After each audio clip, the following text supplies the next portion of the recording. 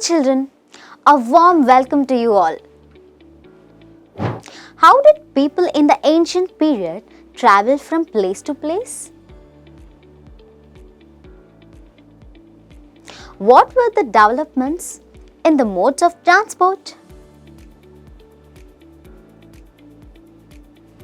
How did people calculate the distance they have travelled?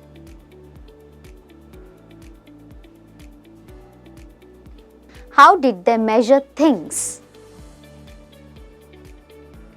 Here in this video, we are going to learn about the story of transport and measurement from the lesson Motion and Measurement of Class 6 Physics. Learning outcomes. At the end of this session, you will be able to understand about story of transport, measurement,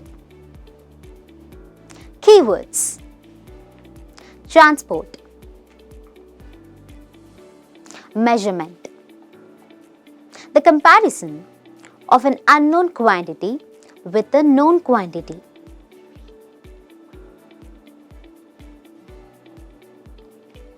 Distance, the complete length of the path between any two points. Unit, the known quantity which is used in measurement.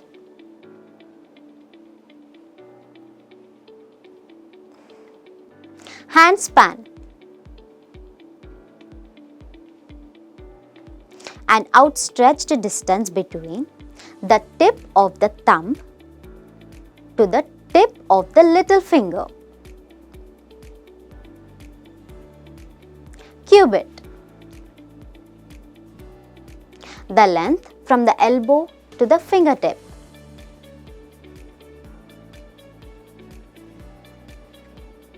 Foot span, the distance between the point of the toe and the heel of the foot.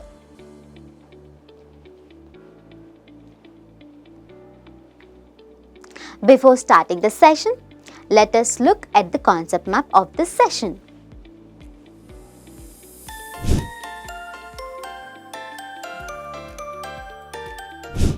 Long ago, people did not have any means of transport. They used to move only on foot and carry goods on their back.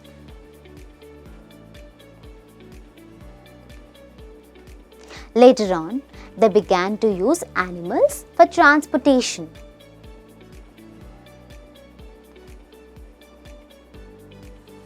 For transport through water, boats were used from ancient times.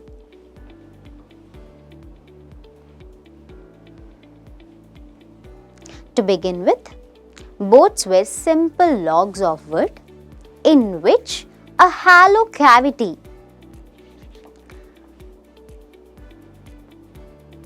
could be made. Later, people learned to put together different pieces of wood and give shapes to the boats.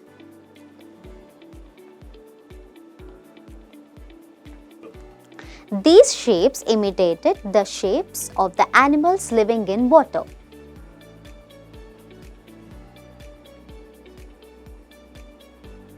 The invention of the wheel brought a great change in modes of transport.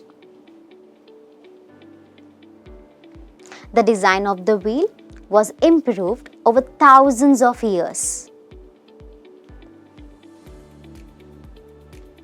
Animals were used to pull carts that moved on wheels.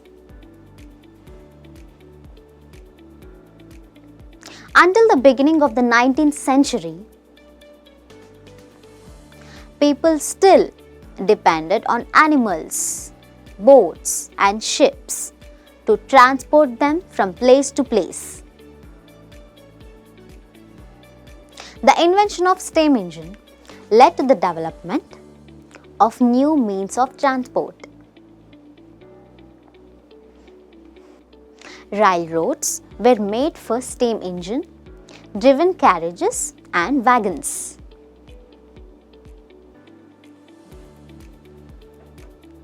Later came automobiles such as motor cars, trucks and buses.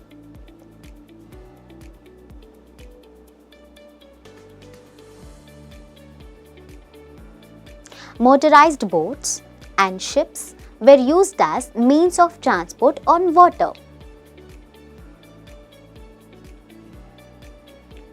The early years of 1900 saw the development of aeroplanes. These were later improved to carry passengers and goods.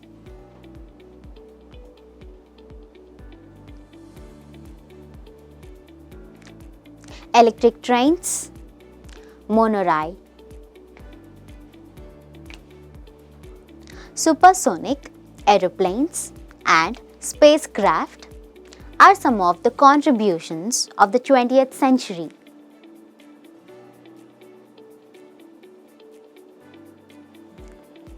Now, let's learn about measurement. In a classroom, there are large desks which are to be shared by two students.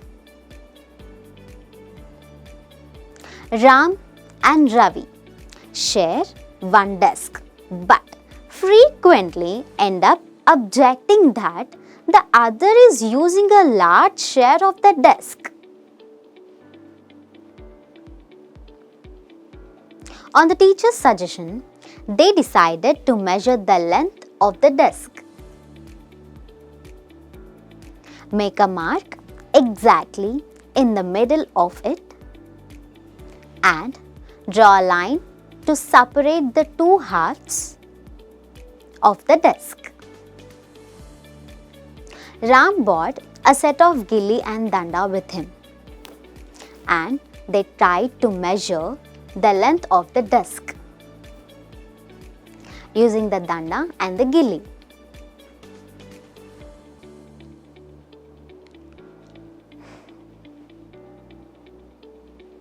The desk seems to have a length equal to 2 danda lengths and 2 lengths of the gilli. Drawing a line in the middle of the desk leaves each of them happy with a half of the desk equal to a danda and a gilli in length.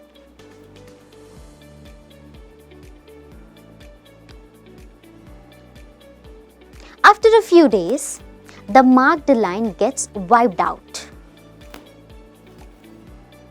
Ram now has a new set of gilli and danda as he lost his old one.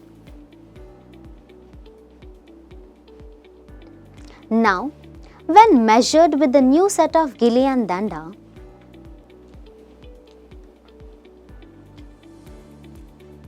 the desk length seems to be about 2 danda lengths, 1 gilli length with a small length still left out.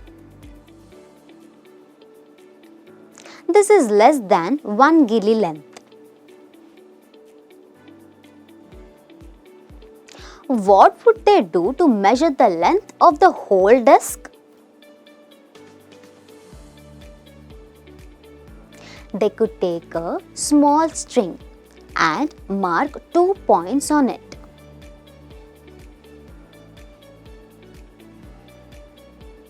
This will be a string length. They can measure the width of the desk in string lengths. How can they use the string to measure distances less than the length of a string?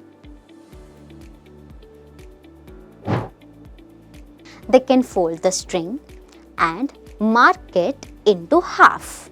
1/4 and 1/8 string lengths.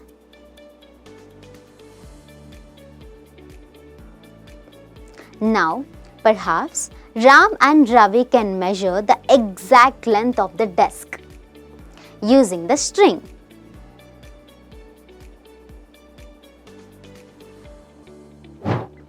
There are so many occasions when we come across the need to measure lengths and distances.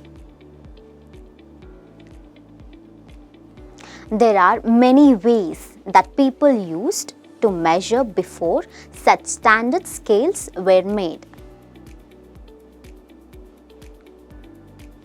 Let's look at a few. One day, a small girl went to a cloth shop with her mother to buy clothes. The cloth merchant used a metal rod to measure the length of the cloth.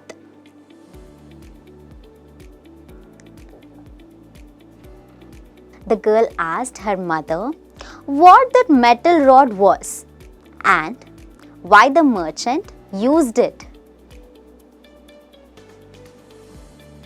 Mother told her that the metal rod was a meter scale that was used to measure lengths. Later, both of them went to a flower market and purchased a string of jasmine flowers.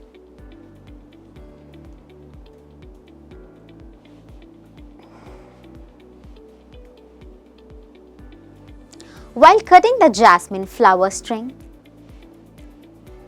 the woman selling the flowers measured its length with her cubit, the length from the elbow to the fingertip.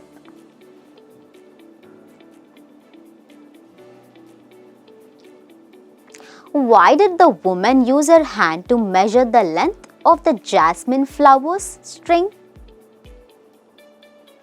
Measurement means the comparison of an unknown quantity with some known quantity. This known fixed quantity is called a unit. The result of a measurement is expressed in two parts. One part is the number. The other part is the unit of measurement. For example, if the length of the flower is found to be 12 lengths of your cubit, then 12 is the number and cubit is the unit selected for the measurement. To measure lengths, let's do an activity. Measure the length of one side of a table using your handspan and outstretched distance between the tip of the thumb to the tip of the little finger. Ask your classmates to do the same. Record the lengths of the table in terms of numbers of handspans. Do all of you get the same number of handspans for the length of the table?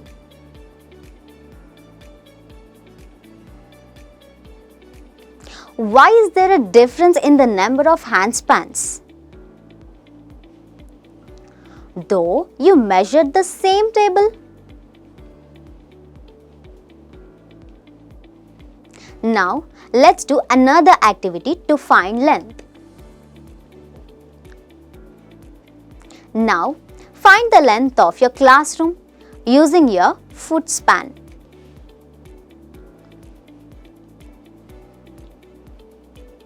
The distance between the point of the toe and the heel of the foot. Enter your observations in terms of number of foot spans. Ask your classmates to do the same.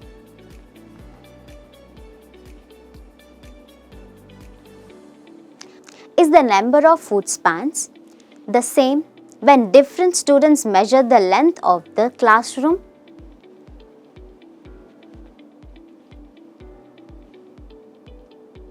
We do not get the same measurements in the two cases mentioned above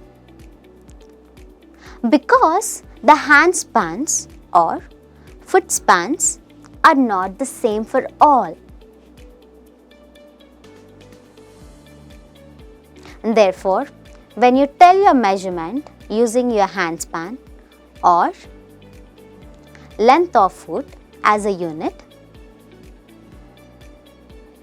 they will not be able to understand how big the actual length is unless they know the length of your hand span or foot. We see, therefore, that some standard units of measurement are needed that do not change from person to person.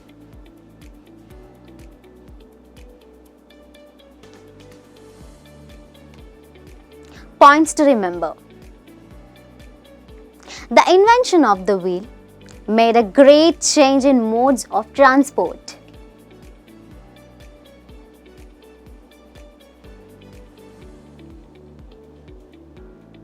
Measurement means the comparison of an unknown quantity with some known quantity.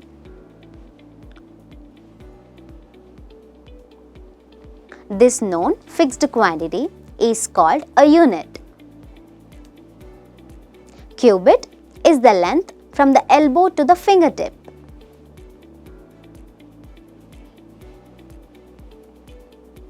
Handspan is an outstretched distance between the tip of the thumb to the tip of the little finger. Foot span is the distance between the point of the toe and the heel of the foot.